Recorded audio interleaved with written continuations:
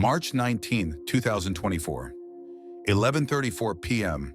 While most of the world scrolled through their phones before bed, a 28-year-old Russian soldier named Dmitri Volkov sat in a military barracks in Murmansk, 200 kilometers above the Arctic Circle, staring at his phone screen with tears streaming down his face. Not because he'd received bad news from home, not because he was injured or afraid, but because he'd just heard a song in a language he'd never encountered, from a country he knew nothing about, that somehow put into words every feeling he'd buried for 6 years.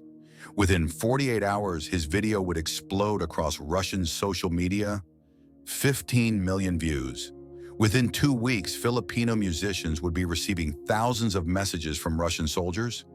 And within 4 months, a song written in 1982 would become the unofficial anthem of healing for young men who'd been taught that showing emotion was weakness. This is the story of how 3 minutes and 42 seconds of music did what years of military counseling couldn't. Dmitri Volkov wasn't supposed to be emotional. He was trained not to be.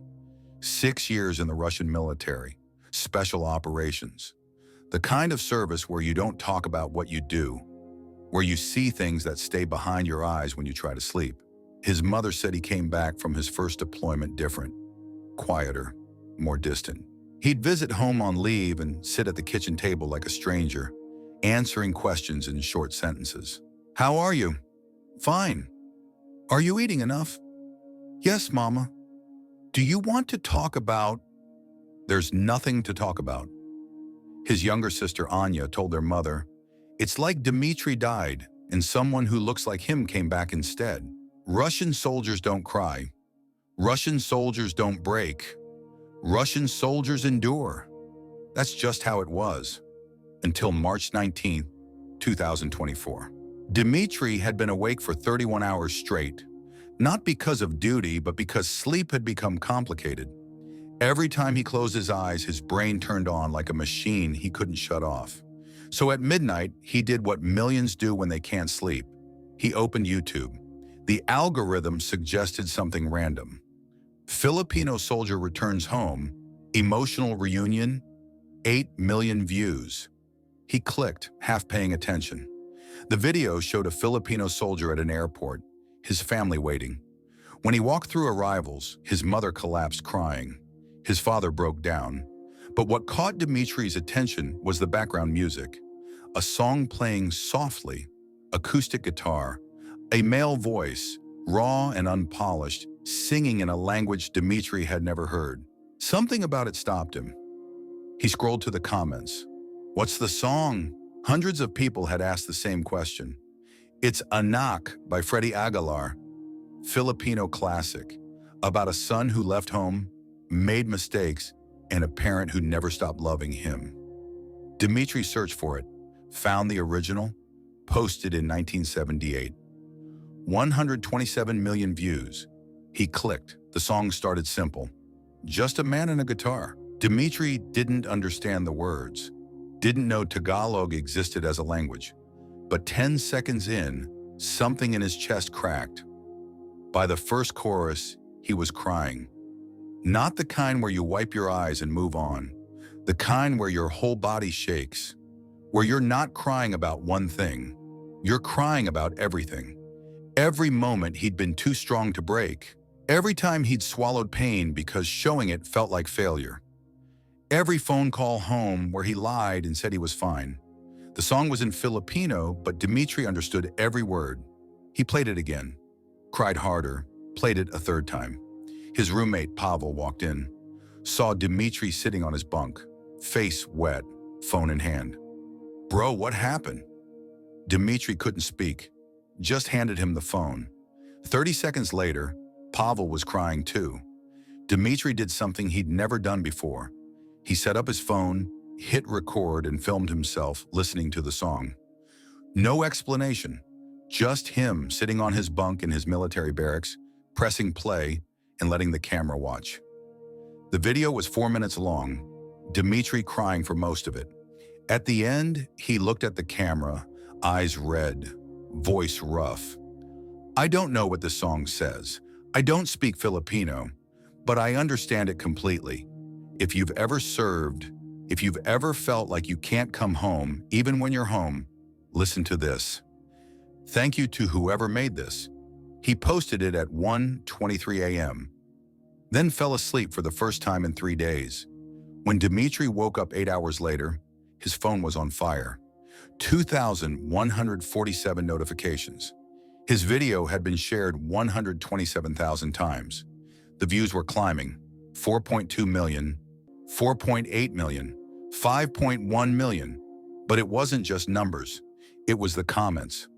I'm a veteran. I haven't cried in 12 years. I just sobbed for 20 minutes because of this song. My son is in the army. He never talks to me anymore. I just sent him this. He called me 10 minutes later. I served in Chechnya in '99. This song made me realize I've been lying to myself for 25 years. Within 24 hours, Russian veterans across the country started posting their own videos, all crying to the same Filipino song. A journalist from RT reached out to interview Dmitri. Why do you think this song resonates with Russian soldiers? Dmitri thought carefully. Because we're taught that emotion is weakness, that real men don't cry. But this song gives us permission to admit we're not okay. And because it's in Filipino, a language we don't understand, we can just feel. For soldiers like us, that's everything. Something unexpected began happening. Filipino musicians and veterans started responding. A Filipino Army veteran posted a video in English. To our Russian brothers in uniform, this song is about a son who strayed, who hurt people who loved him. But it's also about forgiveness. We Filipinos, we wear our hearts outside our bodies. We cry in public. We sing our pain. And we want you to know, it's okay. You're not weak. You're human. The video went viral in Russia. 8 million views in 2 days. A Russian mother whose son died in service posted, "My son never told me he was struggling. Then one day he was gone. If this song had existed when he was alive, maybe he'd still be here." Thank you, Philippines, for giving our boys permission to be human.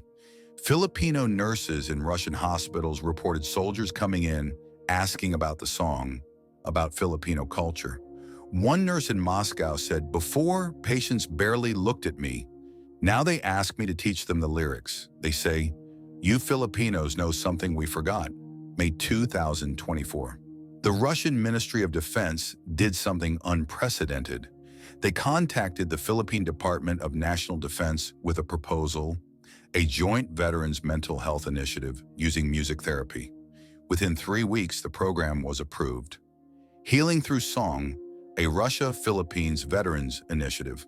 No politics, no diplomacy, just two nations acknowledging their soldiers were suffering in silence. July 2024. Dmitri received an email. The Russian Ministry and Philippine Embassy were flying him to Manila to meet Freddie Aguilar, the man who wrote Anak 42 years ago. When he landed in Manila, the heat hit him like a wall. Everything was loud, colorful, chaotic, the opposite of Murmansk's frozen silence. They took him to a modest home in Quezon City, where Freddie Aguilar, now 74, was waiting with his guitar. Dmitri walked in. Freddie smiled and said in practiced Russian, "Welcome, my friend." Dmitri's face crumbled. The two men embraced. This hardened soldier sobbed into the shoulder of a 74-year-old Filipino musician. Through a translator, Freddie spoke softly. "I wrote Anak when I was angry at myself. I never imagined it would travel to soldiers in Russia. But music doesn't need permission to cross borders." Dmitri, voice shaking, "Your song saved my life. I was disappearing. Then I heard you sing, and I remembered I was still human." Freddie's eyes filled with tears. "Then it did what I always hoped. It reminded you that it's okay to come home, even if home is just back to yourself." Freddie picked up his guitar and began playing. Dmitri, who'd learned the Tagalog lyrics phonetically, sang along. His accent was thick, but he sang every word. September 2024, Manila Cultural Center, the first Russia-Philippines Veterans Concert, Songs Without Borders. 100 Russian veterans, 100 Filipino veterans, one stage, over 6 million people watching the live stream. When Dmitri walked on the stage in his dress uniform, the crowd went silent. He spoke in practice Tagalog. Salamat sa musika. Salamat sa pag-ibig.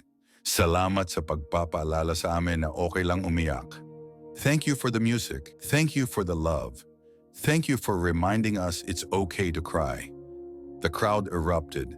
Then he sang. When he reached the chorus, the entire Filipino audience sang with him. 5,000 voices. Then Russian veterans watching from across 11 time zones joined in. 2 nations, 2 languages, 1 song.